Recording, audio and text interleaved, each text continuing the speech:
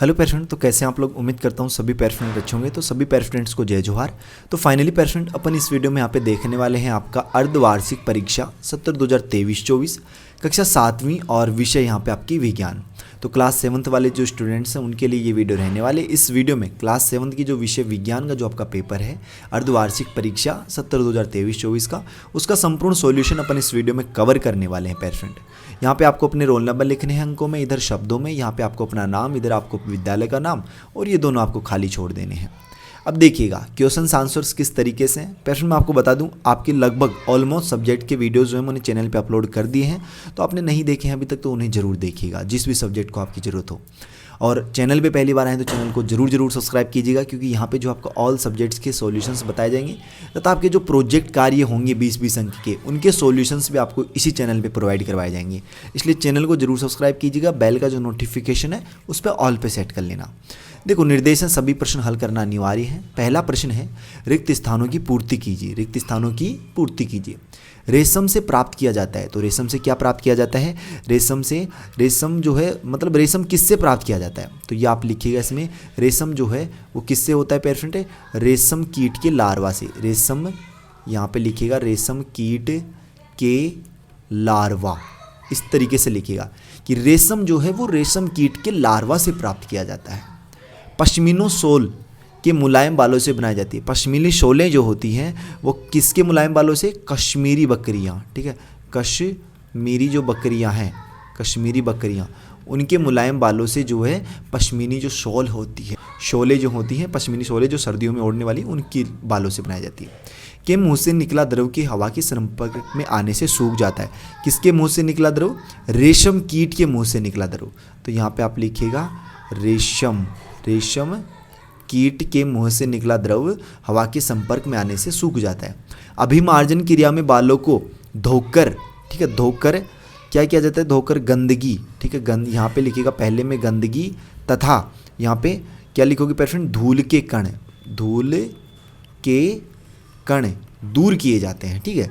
रेशों को धागों में बदलना क्या कहलाता है? कताई कहलाता है। क्या कहलाता है पेयर स्टूडेंट? कताई। इस तरीके से आपको जो है इसका क्वेश्चन क्रमांक फर्स्ट का आंसर लिख लेना है। प्रश्न क्रमांक 2 देखिएगा, उचित संबंध जोड़िए। उचित संबंध अपने को यहाँ पे मिलान करने हैं पेयर फ्रेंड। जैसे पहला क्या है? नियमित परावर्तन। तो नियमित परावर्तन को किससे मिलाओगे? चिकनी सतह से। अनियमित परावर्तन ये हो जाएगा आपका पेयर फ्रेंड यहाँ पे नीचे खुरदरी सतह। वास्तविक प्रतिबिंब तो ये बनता है आपका सीधा प्रतिबिंब। आभासी प्रतिबिंब तो ये हो जाएगा आपका उल्टा प्रतिबिंब। और समतल दर्पण से हमेशा समान आकार का प्रतिबिंब बनता है।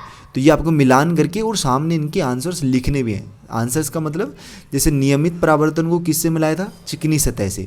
तो यहाँ पे खालिस्तान में क्या लिखोगे? यहाँ पे चिकनी सतह, इस तरीके से जिससे मिलान किया ना मैंने, वो आपको लिखना है सामने।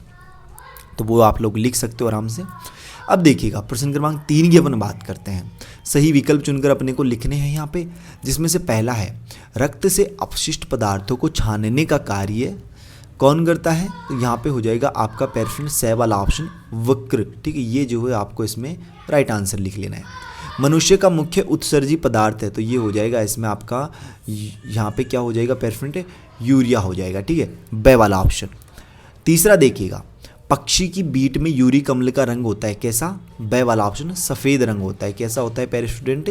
सफ़ेद रंग जो है ना, वो आपको यहाँ पे इसका राइट आंसर लिख लेना है। नेक्स्ट देखिएगा प्रश्न क्रमांक 4 क्या है इसका, कि हमारे शरीर में किस अंग द्वारा अमोनिया को यूरिया में बदला जाता है? तो ये हो जाएगा यकृत।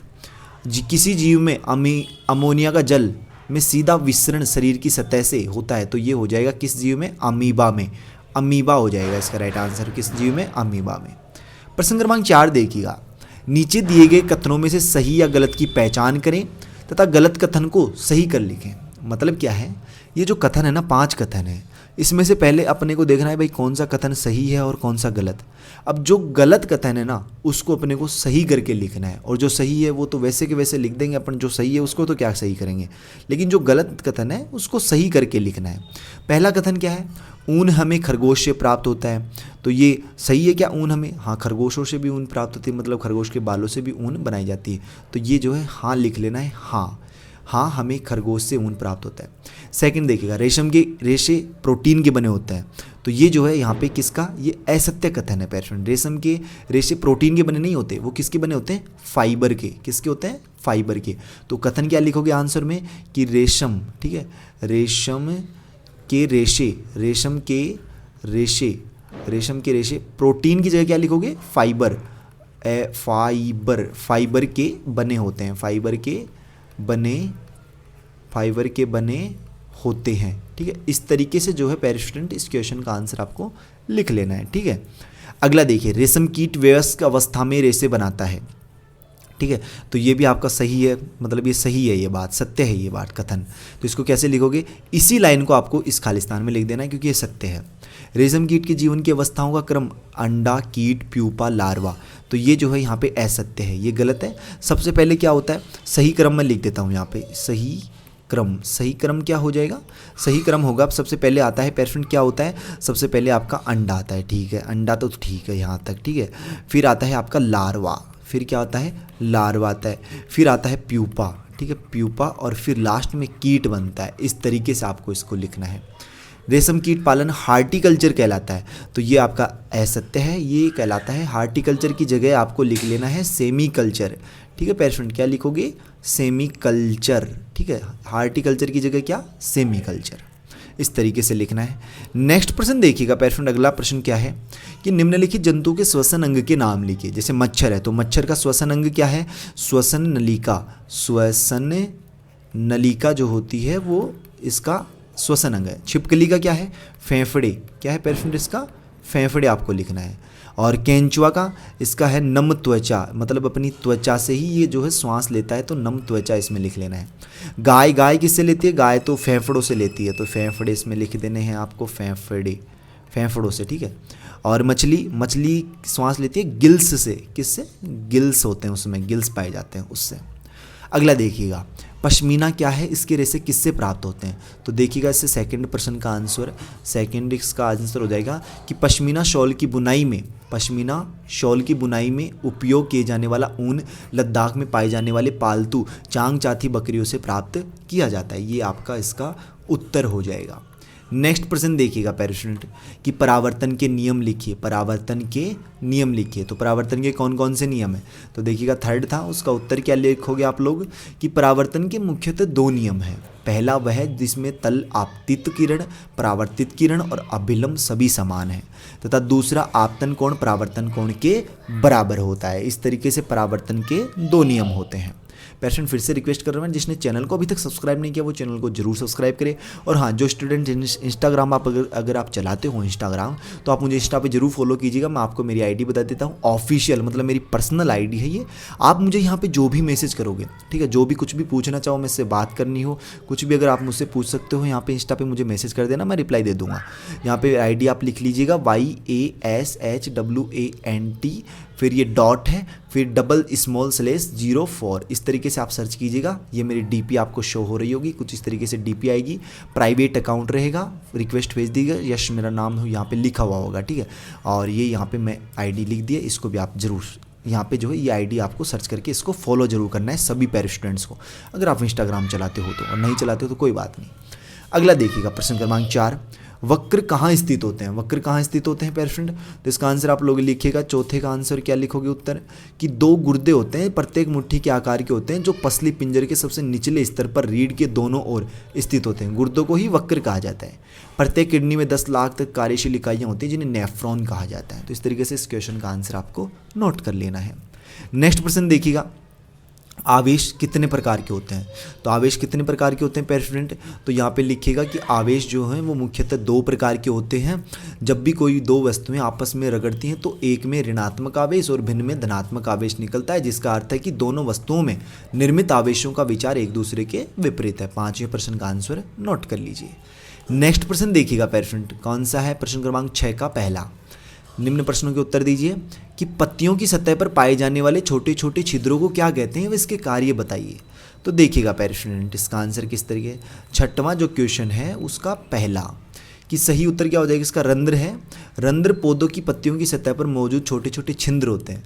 रंध्र आमतौर पर बाहरी पत्ती की त्वचा की परत पर पाए जाने वाले पौधों पर सूक्ष्म छिद्र संरचनाएं होती हैं जिन्हें आधिचर्म भी कहा जाता है। यह गैस और वाष्पोत्सर्जन के बदले में पौधों की मदद करता है इस तरीके से।